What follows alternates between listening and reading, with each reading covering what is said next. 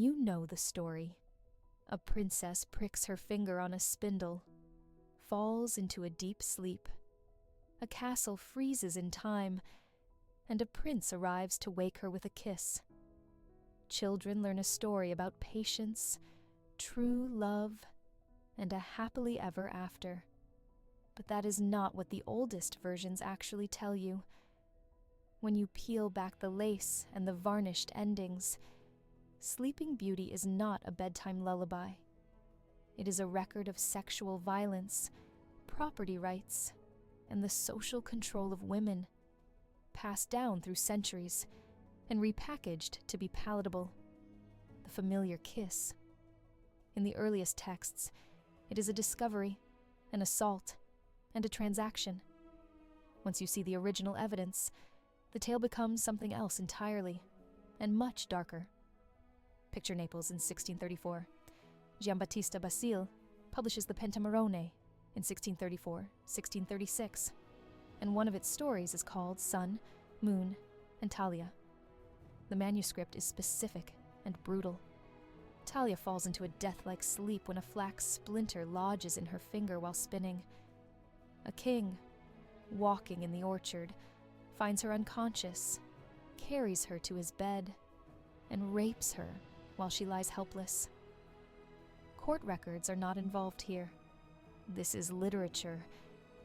But the scene reflects real practices of absolute power. When Talia later gives birth to twins while still asleep, Basile describes the children suckling at her breast, as if to sustain themselves and their mother both. One child sucks the splinter from her finger. She awakens. The king marries her, while his jealous queen attempts to kill the infants. The queen's plot is revealed and punished. Read the Pentamerone, 1634, and the details are raw, precise, and unromanticized. Rape, secret childbirth, attempted infanticide. That is the origin that Perrault and the Grimms later soften. Now imagine a Paris salon in 1697. Candles gutter. Powdered wigs scent the air with pomade and orange blossom. Charles Perrault publishes Histoire ou Conte du temps passé in 1697 and rewrites the Basile Material into La Belle au Bois dormant. Perrault removes the explicit rape and the sucking twins, but he keeps structural facts: a sleeping noblewoman, a royal sexual claim, and a dynastic marriage as resolution. Perrault's audience is the court of Louis XII, a place where power and pleasure blend in law and custom. The story's violence is domesticated. The needle becomes mere accident. The prince's access becomes consent in the rewritten narrative. Perrault's printed edition sits in the Bibliothèque Nationale's catalogue for 1697. The text, the audience, the context, all point to a deliberate sanitization designed to make patriarchal entitlement readable as romance. But it gets darker if you go further back. The spindle itself is not innocent. Long before Basile, Greek myth links the spindle to fate. Hesiod's Theogony, written around 700 BCE, names Clotho as the spinner of human life. The spindle in fairy tale is not a crafting tool alone. It is a symbol of life's thread, of women's labor bound to destiny. Picture a medieval cottage where the wheel turns all day, the smell of tallow and damp wool in the rafters, hands raw with lineaments of relentless work. The spindle connects domestic compulsion to cosmic control. To prick a finger on a spindle is to be removed from the social economy, sometimes literally, in the figures of women who die in childbirth or vanish from records. The spindle is a mechanism through which women's bodies are regulated, and stories of their removal are rationalized. Here's what's truly horrifying. These are not isolated metaphors. They mirror legal and social practices across Europe. The Council of Trent, 1545-1563, tightened enclosure and regulation of nuns, codifying the removal of women from public life into cloistered spaces under church control. Its decrees, cited in session records 1545 to 1563, insist on separation and surveillance. Likewise, early modern political treatises treat female bodies as instruments of lineage. Jean Baudin, in Les 6 Livres de la République, 1576, writes about sovereignty, feudal customs, and the privileges of lords. While he is not a court record of rape, he gives intellectual cover to hierarchical claims over people and property, including the sexual and reproductive uses of women as dynastic assets. When a tale speaks of a king entering a sleeping chamber and claiming a sleeping woman, it is echoing these structures of authority. There are also court records that show how objects tied to femininity become instruments of accusation.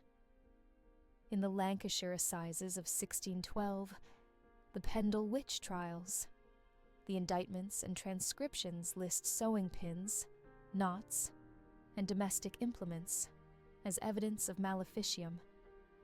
Alison Device appears in the court transcripts as a woman associated with such paraphernalia.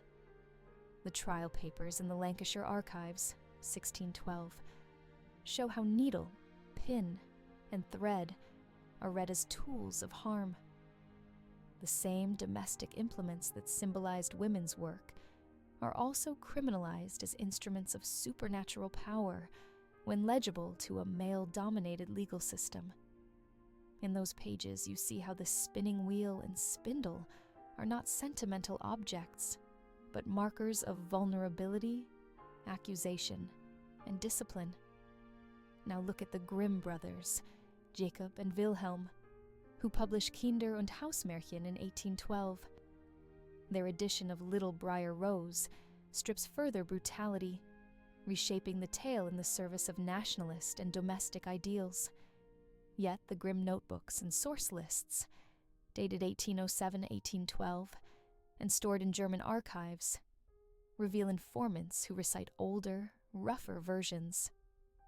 There is an obsession across these versions with property lines: the castle that sleeps, the halted harvests, the dynastic continuity maintained by waking the princess. Consummation and lineage are the end goals. The kiss becomes a legal seal, not affection, but validation of bloodlines. Consider a reconstructed scene to make this concrete. A 17th century Neapolitan orchard, lamps buzzing with gnats, a woman in linen sleeves pulling flax by a window while the sea's salt rides in on the wind. The sharp sting of a splinter digs into skin. There is an immediate hush as bees drone outside. That sting is a removal. The woman is out of the productive economy, lying unresponsive, her body available to those walking by. Now imagine a royal hunting party that night, armor clinking, horses snorting, and a king who sees what everyone else has avoided, an opportunity. What Basile writes is not mythic allegory. It is an enactment of power, described with the blunt detail a court storyteller uses to amuse and instruct. One more reconstructed scene: a 1697 Paris salon where Perrault reads aloud, and a duchess fans herself with a stiff hand, perfumed pomade clinging to lace. The story comforts these listeners. Female passivity rewarded, male initiative validated. That hearing is instructive. The tale reshaped to reassure elites that their privileges are benevolent and rightful. The smell of wax and orange oil hides the fact that the tale's origins are images of coercion and survival. By the time children's books and animated films arrive, those earlier wounds have been bound with sugar. But the pattern remains consistent across documents, manuscripts, and court transcripts. A woman incapacitated, a male figure authorized to enter her body, and a social order that counts lineage and property above consent.